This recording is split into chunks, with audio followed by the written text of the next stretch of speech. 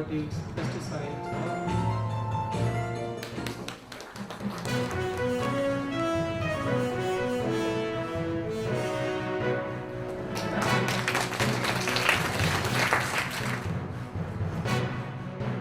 Or somebody is dumping batteries in a place and then somebody is growing green vegetable there. So it can start accumulating lithium also. Then you saw, like the contaminants I said, and then the toxins. It can be from naturally occurring, your fungal toxins.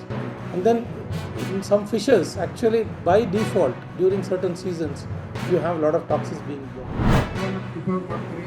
ಫೋನ್ನಲ್ಲಿ ನೀವು ನಮ್ಮ ವೆಬ್ಸೈಟಿಗೆ ಹೋಗಿ ಅಲ್ಲಿ ನಿಮಗೆ ಯಾವ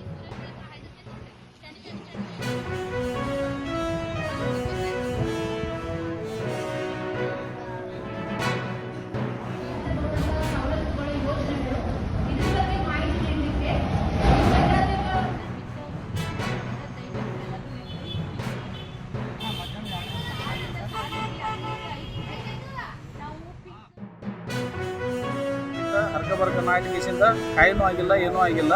ಈ ವರ್ಷ ಕೃಷಿ ವಿಜ್ಞಾನಿಗಳು ಬಂದ ಕೇಸಿಂದ ನಮ್ಗೆ ನೀವು ಯಾವ ಟೈಮ್ದಾಗ ಯಾಕೆ ಬಿತ್ತನೆ ಮಾಡಬೇಕು, ಯಾವ ಟೈಮ್ದಾಗ ಔಷಧ ಹೊಡಿಬೇಕು ಅನ್ನೋದು ಎಲ್ಲ ನಮಗೆ ಮಾಹಿತಿ ಕೊಟ್ಟರು. ಈ ವರ್ಷ ಹೊಸ ತಳಿ ಬೀಜನೂ ಕೊಡ್ತೀವಿ ತಂದಿದ್ರು. ಹೊಸ ತಳಿ ಬೀಜನೂ ಒಂದು ಕಡೆ ಕಳಿಸಿದರು. ನಾವು 3 ಗ್ರಾಮಗಳು ಒಂದು ಟೀಮಿಂದ, ಸೊ 1 KVKಯಿಂದ 2 ಟೀಮ್ ಅಂತ ಅಂದರೆ 6 ಹಳ್ಳಿಗಳನ್ನು ಕವರ್ ಮಾಡ್ತೀವಿ. ಸಂಪೂರ್ಣವಾಗಿ ಆದಷ್ಟು ನಾವು ಸಂಪೂರ್ಣವಾಗಿ ಅವರಿಗೆ ಮಾಹಿತಿ ಕೊಡ್ತಾ ಇದ್ದೀವಿ. ಆಮೇಲೆ ಅವ್ರಿಗೆ ಇನ್ನೂ ಏನಾದ್ರು ಸಲಹೆಗಳು ಬೇಕಿದ್ರೆ ಅಥವಾ ಟ್ರೈನಿಂಗ್ಸ್ ಬೇಕಿದ್ರೆ ನಮ್ಮ ಫೋನ್ ನಂಬರ್ಸ್ ಕೂಡ ನಾವು ಅವರಿಗೆ ಕೊಡ್ತಾ ಇದ್ದೀವಿ. ಅವರಿಗೆ ನೆಕ್ಸ್ಟ್ ಈಗ ಜೂನಿಂದ ಅವರಿಗೆ ಟ್ರೈನಿಂಗ್ಸ್ ಕೂಡ ನಾವು ಕೊಡಬೇಕು ಅಂತ ಅನ್ಕೊಂಡ್ವಿ. 6 ಸಾಲು ಹಾಕಬೇಕು. 6 ಸಾಲು ಹಾಕಿ ಬಿತ್ತನೆ ಮಾಡಿದ 45 ದಿವಸಕ್ಕೆ ನೀವು ಕುಡಿ ಚೂಟ್ಬೇಕು. ಅದನ್ನ ನಾವು ಲಿಪ್ಪಿಂಗ್ ಅಂತೇವೆ. ಆ ಕುಡಿ ಚೂಟ್ನಾಗ ನಮ್ಮಲ್ಲಿ ಆಗಲೇ ಒಂದು ಮಷೀನು ಕೊಟ್ಟಿದ್ದು, ಮಷೀನು ಐತಿ ನಮ್ಮಲ್ಲಿ. ಆ ಮಷೀನು 1480 ರೂಪಾಯಿ ಇದು ರೇಟ್ ಇದೆ. ಅದು ಪ್ರತಿಯೊಬ್ಬರು ರೈತ ಬೇಕಾದ್ರೆ ಮಷೀನ್ ತೊಗೊಂಡು ಹೋಗಿ ಅದನ್ನು ಬ್ಯಾಟ್ರಿ ಚಾರ್ಜ್ ಮಾಡಿ ಮಷೀನನ್ನು ಆಪ್ರೇಟ್ ಮಾಡ್ಬೋದು ನೀವು.